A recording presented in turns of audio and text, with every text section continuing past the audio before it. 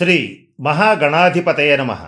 ఈరోజు మనం 19 మార్చి 2026వ సంవత్సరంలో ప్రారంభమవుతున్నటువంటి శ్రీ పరాభవనామ సంవత్సర ఉగాది నుంచి ప్రారంభమయ్యేటువంటి ఈ సంవత్సర కాలంలో ఉండేటువంటి ద్వాదశ రాశుల వాళ్ళకి ఉండేటువంటి ఫలితాలు, అలాగే ఏ రంగాల వాళ్ళకి బాగుంటుంది, ఏ రంగాల వాళ్ళు కొద్దిగా ఇబ్బంది పడతారు, ఏ రకమైన పరిహారాలు చేసుకోవాలి, అలాగే ఏ జాగ్రత్తలు తీసుకోవాలి, ఇటువంటి అనేక అంశాలతో కూడినటువంటి రాజాది నవనాయకుల యొక్క నిర్ణయంతో కూడినటువంటి, అలాగే ఆదాయ వ్యయాలు, రాజపూజ్య అవమానాలు, వీటన్నిటితో కూడినటువంటి పంచాంగ శ్రవణాన్ని మనం ఉగాది సందర్భంగా ఎందుకు చెయ్యాలి అనేటువంటి అంశం గురించి మన పెద్దవాళ్ళు, మన మహర్షులు చెప్పినటువంటి అంశాల గురించి క్లుప్తంగా మీకు నేను చెప్పడానికి ప్రయత్నం చేస్తాను.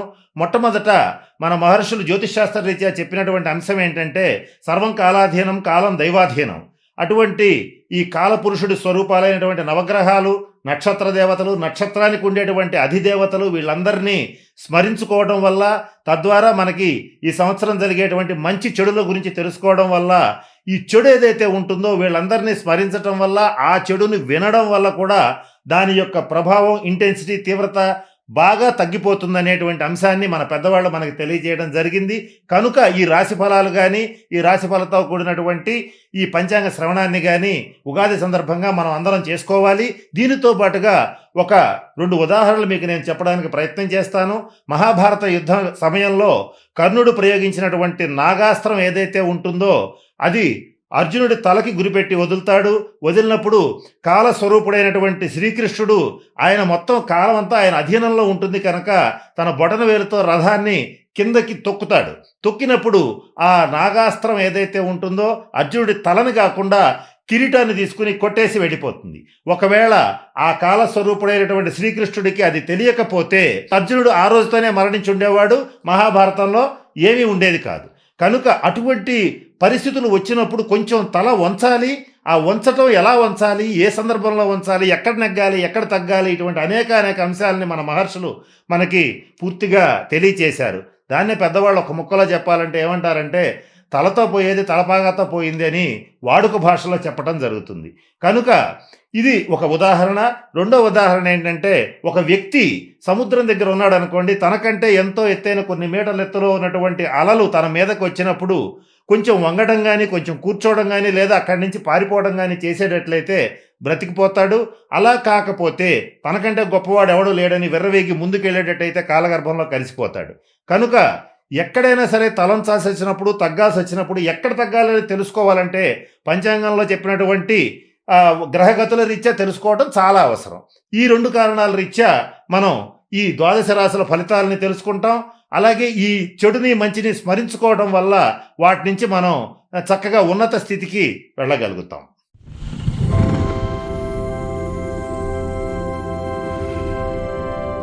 శ్రీ పరాభవ నామ సంవత్సరంలో వృషభ రాశి వారికి ఆదాయం 5, వ్యయం 14. అంటే ఖర్చు దాదాపుగా 7 పాళ్ళు ఎక్కువగా ఉంది. కనుక మీరు ఈ వృషభ రాశి వాళ్ళు ఈ శ్రీ పరాభవ నామ సంవత్సరంలో చేయవలసినటువంటిది ఏమిటంటే వచ్చిన ఆదాయాన్ని వచ్చినట్లుగా మీ చేతిలో ఉంచుకోకుండా ఎవరికైతే కాస్త ఆదాయం ఎక్కువ ఉంటుందో ఈ పంచాంగం రీత్యా వాళ్ళ చేతిలో డబ్బును పెట్టడం కానీ, లేదా మీ దగ్గర ఉన్నటువంటి డబ్బుని క్యాష్ రూపంలో చేతిలో ఉంచుకోకుండా ఏదో ఒక రకంగా బంగారం రూపంలో కానీ, పెట్టుబడి రూపంలో కానీ పెట్టుబడి పెట్టడం కనుక చేసేటట్లయితే ఆ ఖర్చుల బారి నుంచి మీరు తప్పించుకోగలుగుతారు. ఇకపోతే రాజపూజ్యం 5, అవమానం 4. అంటే ఇక్కడ ప్రతి 10 మందిలోనూ ఒక 5గురు మీ యొక్క గొప్పతనాన్ని గుర్తించి గౌరవించి మిమ్మల్ని సన్మానించడానికి చూస్తూ ఉంటారు. మీ యొక్క ప్రతిభని చాటి చెప్తూ ఉంటారు. కానీ 4గురు మాత్రం మీ ఎదురుగా కానీ చాటుగా కానీ మీకు తెలియకుండానే రహస్యంగా మిమ్మల్ని దెబ్బతీయడానికి, అవమానించడానికి, ఇబ్బంది పెట్టడానికి చూస్తూ ఉంటారు. ఈ సంవత్సరం వృషభ రాశి వారికి చాలా బాగుంది. లాభస్థానంలో మీనరాశిలో సంచరించేటువంటి శని సంచారం అనేటువంటిది వీళ్ళకి ప్రతి పనిలోనూ వీళ్ళదే పైచేయి అవుతుంది. కుటుంబపరమైన అంశాల్లో కూడా వీళ్ళే అద్భుతంగా రాణిస్తారు. అలాగే వీళ్ళ మాట శాసనంగా మారబోతోంది. అలాగే ప్రతి పనిలోనూ విజయం సాధిస్తారు. ప్రతి విషయంలోనూ నాకొచ్చేటువంటి ప్రాఫిట్ ఏమిటి అనేటువంటి దృక్కోణంతోనే ప్రతి పనిని చేస్తారు. దాని నుంచి పరిపూర్తిగా మంచి లాభసాటిగానే ప్రతి విషయాన్ని, వ్యవహారాన్ని ముగించగలుగుతారు. అలాగే ఈ వృషభ రాశిలో ఉన్నటువంటి వాళ్ళకి ఈ గురుగ్రహ సంచారం కూడా అత్యంత అనుకూలంగా ఉంది. అయితే ఒక 3 నెలల కాలం పాటు అంటే మార్చి, ఏప్రిల్, మే వరకు కూడా కొంచెం గురుగ్రహ అనుగ్రహం అనేది కొంచెం స్లోగా ఉంటుంది. దీనివల్ల ఏమవుతుందంటే ఆర్థికంగా అప్పులు గతంలో చేసినటువంటి వాళ్ళు ఎవరన్నా బయటపడాలంటే కొంచెం టైం పడుతుంది. అంతేగాని ఈ సంవత్సరం అయితే బయటపడే అవకాశాలు పుష్కలంగా ఉన్నాయి. ఫైనాన్షియల్గా చాలా ముందంజ వేస్తారు. ప్రతి పనిలోనూ మీదైనటువంటి ముద్రని వేస్తారు. మంచి గౌరవం పెరుగుతుంది సమాజంలో, కుటుంబంలో, బంధుమిత్రుల్లో అందరిలోనూ కూడా ఒక మంచి స్థితికి చేరుకోగలుగుతారు. అలాగే ఈ వృషభ రాశి వారు ఎవరైతే రాజకీయ నాయకులు ఉంటారో వాళ్ళకైతే చాలా బాగుంది. మహర్దశ నడుస్తోందని చెప్పవచ్చు. ఇటు సమాజంలోనూ ఇటు పార్టీలోనూ ఎక్కడైనా సరే మంచి పదవులు ఉంటాయి. ఆ పదవుల్లో మంచి పేరు ప్రతిష్టలు తెచ్చుకోగలుగుతారు. ఆర్థికంగా చాలా బలపడగలుగుతారు.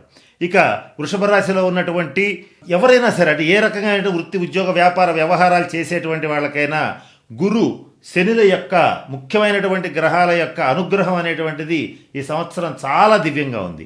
వివాహ ప్రయత్నాలు చేసేటువంటి ఈ వృషభ రాశి జాతకులు ఎవరైతే ఉంటారో వాళ్ళకి ఈ సంవత్సరం అక్టోబర్, నవంబర్ నుంచి మంచి అనుకూలమైన కాలం అని చెప్పవచ్చు. అలాగే స్థాన మార్పు అనేది కూడా వృషభ రాశిలో ఈ సంవత్సరం దాదాపుగా 50% వృషభ రాశి జాతకులకి స్థాన మార్పు జరిగి తీరుతుంది. అంటే ఈ స్థాన మార్పు అంటే ట్రాన్స్ఫర్, ఉన్న ప్లేస్ నుంచి ఇంకో ప్లేస్కి వెళ్ళటం కానీ, అలాగే ఉద్యోగరీత్యా ట్రాన్స్ఫర్ అవటం కానీ, వ్యాపార రీత్యా కొత్త బ్రాంచ్లు స్టార్ట్ చేయడం కానీ ఏదైనా సరే ఒకటి ఖచ్చితంగా జరిగి తీరుతుంది. వ్యాపార వర్గాల్లో ఉండేటువంటి వృషభ రాశి వాళ్ళకి వాళ్ళ వ్యాపారం ఎంత లాభసాటిగా మారుతుందంటే చాలా బాగుంటుంది. అటువంటి మంచి బెనిఫిట్స్ అన్నీ కూడా ఈ వృషభ రాశి వాళ్ళకి ఈ సంవత్సరం రాబోతున్నాయి. ఇక మరి ఇబ్బంది ఏమిటంటే అన్నీ ఉన్నా కూడా ఏదో తెలియని భయం వెన్నాడుతూ ఉంటుంది. చేసేటువంటి పని కరెక్టా తప్ప అనేటువంటి మీమాంస 1కి 4 సార్లు మైండ్లో నడుస్తూనే ఉంటుంది. అలాగే చేసేటువంటి ప్రతి పనిని క్రాస్ చెక్ చేసుకుంటూ ఉంటారు. ఇట్లాంటివన్నీ జరుగుతూ ఉంటాయి. కొంచెం భయము, ఆందోళన ఏర్పడుతూ ఉంటాయి. వృషభ రాశిలో ఉన్నటువంటి స్త్రీలైనా పురుషులైనా ఎవరైతే 50+ ఉంటారో అంటే 50 సంవత్సరాలు పైబడిన వాళ్ళు ఉంటారో వాళ్ళు కొంచెం ఆరోగ్యరీత్యా జాగ్రత్తగా ఉండాలి. బీపీ, షుగర్లు వంటివి కనుక ఉండేటట్లయితే కొంచెం ఎక్కువ ఇబ్బంది పెడతాయి. ఒకవేళ లేకపోతే వచ్చే అవకాశాలు కూడా కొద్దిగా గోచరిస్తున్నాయి. ఇకపోతే ఇంకొక ముఖ్యమైన విషయం ఏంటంటే వృషభ రాశి వాళ్ళకి ఎప్పుడు కూడా లగ్జరీస్కి పోయి అనవసరమైన ఖర్చులు పెట్టడం మాత్రం ఈ ఒక్క సంవత్సరం జాగ్రత్తగా ఉండాలి. అంటే అత్యంత విలువైన వస్తువులుగా భ్రమించి అనవసరమైన పనికిమాలిన కళాఖండాలని కొన్నిటిని, పనికిమాలిన వస్తువుల్ని కొని ఆర్థికంగా కొంత ఇబ్బంది పడతారు. కనుక ఖర్చుల విషయంలో మాత్రం కొంచెం జాగ్రత్తగా ఉండాలి. అది కూడా మరి ముఖ్యంగా మృగశిర నక్షత్రం వృషభ రాశి జాతకులు మాత్రం కొంచెం ఈ ఖర్చు పెట్టేటప్పుడు ఆవేశం తగ్గించుకుంటే చాలా మంచిది. లేకపోతే ఏమవుతుందంటే ఈ డబ్బు మంచినీళ్ళ ప్రాయంగా ఖర్చు అయ్యేటువంటి అవకాశం ఉంటుంది. హోటల్స్, రిసార్ట్స్, మేనేజ్మెంట్ రంగంలో ఉన్నటువంటి వాళ్ళకి చాలా ఉన్నతమైన స్థితి గోచరిస్తోంది. ఇకపోతే ఈ సంవత్సరం అంతా ఉల్లాసంగా, ఉత్సాహంగా తీర్థయాత్రలు చేస్తారు, విందు వినోద కాలక్షేపాలు చేస్తారు. చేసేటువంటి పనిలో మంచి కఠోరమైనటువంటి పరిశ్రమని, మీదైనటువంటి ముద్రని చాలా స్పష్టంగా చూపించగలుగుతారు. అలాగే ఓర్పు కూడా చాలా పెరుగుతుంది ఈ సంవత్సరం. మీకు సహజంగానే ఓర్పు ఉంటుంది. ఆ ఓర్పు 10 రెట్లు మీరు పెంచుకుని చాలా సమర్థవంతంగా పనిచేయగలుగుతారు. ఈ వీళ్ళలో ముఖ్యంగా వ్యవసాయదారులకి కానీ, కళాకారులకు కానీ, రైస్ మిల్లర్స్కి కానీ, అలాగే వస్త్ర వ్యాపారులకు కానీ, బుక్స్ అండ్ స్టేషనరీస్ వ్యాపారాలు చేసేటువంటి వాళ్ళకి, వీళ్ళందరికీ అంటే సాధారణమైనటువంటి వ్యాపారాలు చేసేటువంటి వాళ్ళకి, రైతులకి, వీళ్ళందరికీ కూడా ఈ సంవత్సరం మంచి యోగ్యదాయకమైనటువంటి కాలంగా చెప్పవచ్చు. ఈ సంవత్సరం ముఖ్యంగా చెప్పాల్సింది అంటే సమాజంలో మంచి పేరు ప్రతిష్టలు ఉన్నటువంటి వ్యక్తులు మీతో సంబంధ బాంధవ్యాలు కలుపుకుంటారు. అది 2-3 రకాలుగా ఉంటుంది. ఒకటి స్నేహ సంబంధం కావచ్చు, 2 పిల్లనిచ్చిపుచ్చుకునేటువంటి చోట, వ్యాపార సంబంధ వ్యవహారాల్లో కూడా మీ యొక్క సమాజంలో పేరు ప్రఖ్యాతులు ఉండేటువంటి వాళ్ళు మిమ్మల్ని చూస్ చేసుకోవడం అంటే మిమ్మల్ని ఎన్నుకోవడం అనేటువంటి మీకు సంతోషంగా ఉంటుంది. అలాగే మీకు అదృష్టం అనేటువంటిది ఈ సంవత్సరం చాలా బాగుంది. అయితే ఇక్కడ కొంచెం రాహుకేతులకు సంబంధించిన కొన్ని ఇబ్బందికరమైన పరిణామాలు అప్పుడప్పుడు చోటు చేసుకుంటాయి. ఎట్లాగా అంటే ఆరోగ్య విషయంలో 50+ ఉన్నటువంటి వాళ్ళు జాగ్రత్తగా ఉండాలి.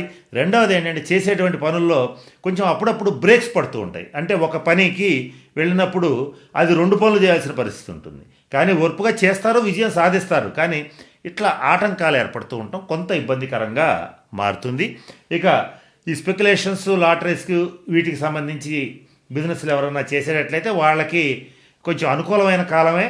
ఏది ఏమైనప్పటికీ కొంచెం స్టాక్ మార్కెట్లో పెట్టుబడులు పెట్టేటువంటి వాళ్ళు కాస్త ఆచితూచి వ్యవహరించండి. కారణం ఏంటంటే మీకైతే బాగుంది వృషభ రాశి వాళ్ళకి, కానీ స్టాక్ మార్కెట్ రిలేటెడ్గా ఈ 2026 సంవత్సరం చాలా తీవ్రమైనటువంటి ఒడిదుడుకులు ఏర్పడబోతున్నాయి. ఆ స్టాక్ మార్కెట్లో మీరు మాత్రం సక్సెస్ అవుతారు, మిగతా వాళ్ళు కొంచెం ఇబ్బంది పడతారు. సక్సెస్ అవుతున్నాం కదా అని చెప్పి మరీ తీవ్రంగా ముందుకెళ్ళటం అంత శ్రేయోదాయకం కాదు. రాహుకేతువులు అప్పుడప్పుడు కొంచెం మిమ్మల్ని ఆపటం అనేటువంటిది జరుగుతుంది. ముఖ్యంగా సినిమా రంగం, మీడియా రంగంలో ఉండేటువంటి వాళ్ళకి చాలా బాగుంది, రాజకీయ నాయకులకి ఇంకా బాగుంది. ఏది ఏమైనప్పటికీ కూడా ఈ భాగస్వామ్య వ్యాపారాలు చేసేటువంటి వాళ్ళకి బాగా కలిసి వచ్చే కాలం. ఇవన్నీ బాగున్నాయి. బట్ ఒక్క చిన్న విషయం ఏంటంటే గతం కంటే మీరు ఓర్పు, సహనం చాలా ఎక్కువగా పెంపొందింప చేసుకోవాలి. కొంచెం ఓర్పుగా ఉంటే ఈ సంవత్సరం మొత్తం విజయాలు సాధించగలుగుతారు. ఈ పరాభవనామ సంవత్సరంలో వృషభ రాశి వారు మరిన్ని శుభ ఫలితాలు పొందడానికి రాహుకేతువులకు సంబంధించిన శాంతి పరిహార క్రియలు జరిపించుకోవాలి. అంటే ఈ శ్రీకాళహస్తిలో కానీ నాగర్కోయిల్లో కానీ రాహుకేతువులకు సంబంధించినటువంటి శాంతి పరిహార క్రియలు జరిపించుకోవాలి.